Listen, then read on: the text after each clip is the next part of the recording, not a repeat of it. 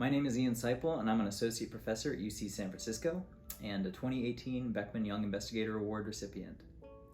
My relationship with the Beckmans actually goes back to my time in graduate school, where I did all of my research in the Arnold and Mabel Beckman Center for the Chemical Sciences at the Scripps Research Institute.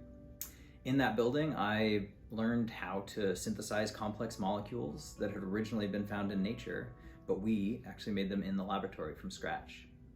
And at that time, I was interested in making the hardest molecule. Regardless of whether it had a purpose or a function, we were just trying to make the most challenging molecules and advance chemistry in the process.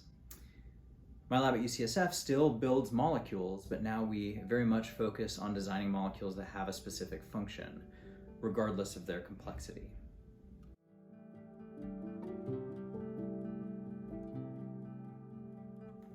The Beckman Young Investigator Award enabled us to work on a class of molecules called the plurimutalins.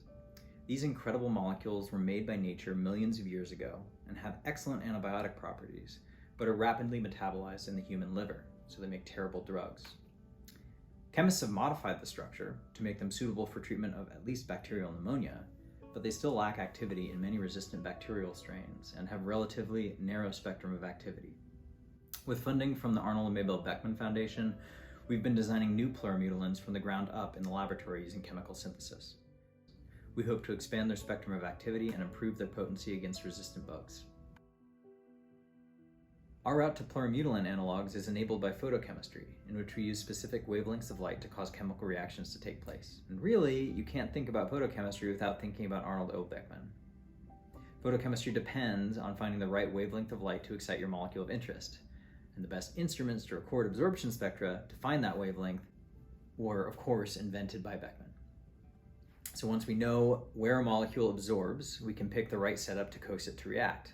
And that allows us to form a new product, which is much more challenging or maybe impossible to form with traditional non-photochemical methods.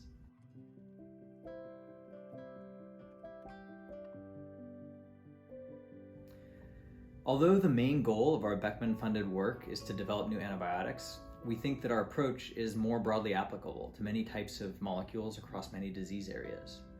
Chemistry has advanced an extraordinary amount in the past several decades, and we are now at the point where we can synthesize molecules in the lab that previously only nature could make with incredibly specialized tools that evolved over millions of years.